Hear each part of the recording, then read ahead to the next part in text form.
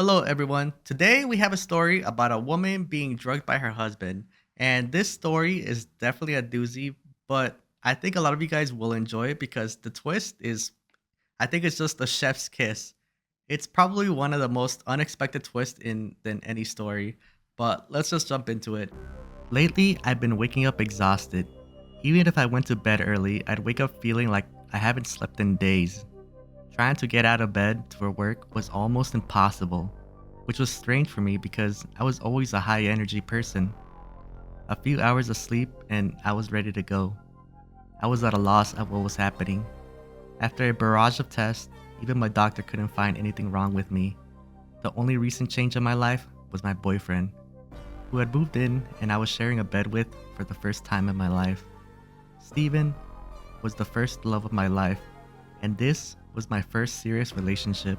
I didn't want to spoil things by making him sleep in a spare room. I like having Steven around. He made a real fuss over me, and he would bring me chamomile tea every night. The pain in my hip was sharp and pulsating up the right side of my body. I jumped from my bed and nearly collapsed to the floor as I struggled to get to the bathroom. Steven, can you get here? I cried. A big, dark bruise covered my hip, as if I was assaulted in my sleep with a metal bar. What's wrong? Steven said as he came rushing into my bathroom. Did I fall out of bed or something? Steven had a weird expression on his face. I could swear he looked guilty about something. Probably, I don't know, he responded. His response was dismissive, which set my brain spiraling with all sorts of thoughts. This is not normal, Steven. I think there's something wrong with me. You should probably see a doctor then, he coldly said before leaving the bathroom. My doctor was still at a loss for words and suggested that I should sleep with somebody to rule out anything nefarious. Stephen was still dismissive of me as we drove to the hospital.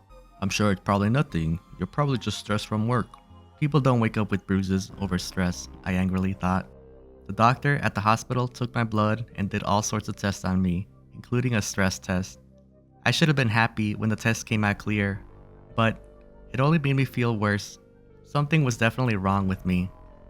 Ma'am, I would prescribe you sedatives, but your blood work shows you already have ditrazima. I was dumbstruck and wasn't sure what the doctor was talking about. I have never taken such a painkiller in my life. The doctor's face looked how I felt.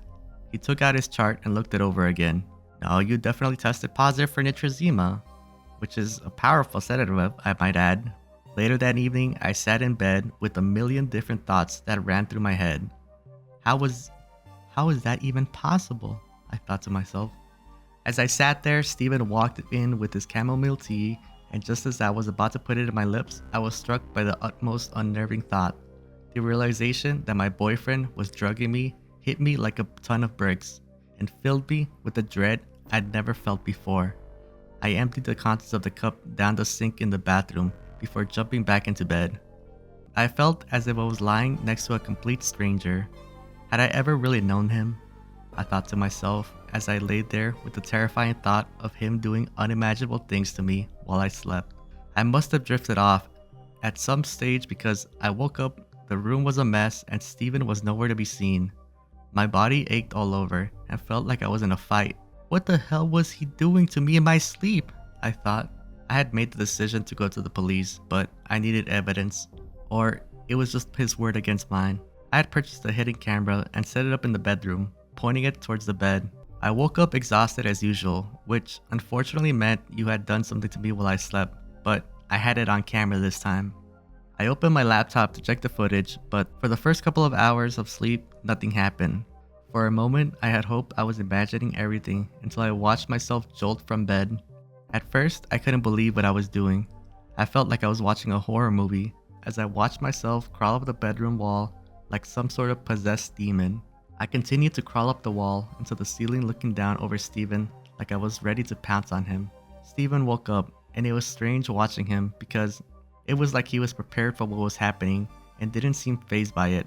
He took a stick out from under the bed as I pounced on him from the ceiling above.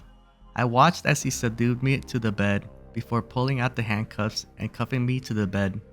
I looked at the marks on my wrist, which made sense now. As soon as Steven came home, I ran and threw my arms around him. Why didn't you tell me what you were going through every night? Steven shrugged his shoulder. I thought you knew. And usually the drugs that I was giving you made things a lot easier. Why are you still with me? Well, my last girlfriend was a jealous psychopath. You're a walk in the park compared to her. Wow, that definitely took a different turn. I was not expecting that. I have so many questions like, why is he still with this girl? Is his ex really that bad that he'd rather stay with this possessed lady that's assaulting her every single night?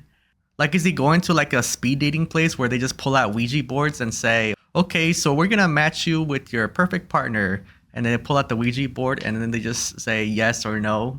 Like, I don't understand. I'm sure there's plenty of better girls out there, not one that's completely possessed. But this ending is different than what I'm used to. Usually, I kind of expect these endings, but this one just came out of left field. But that's all I got for you guys. Let me know what you guys think, and peace.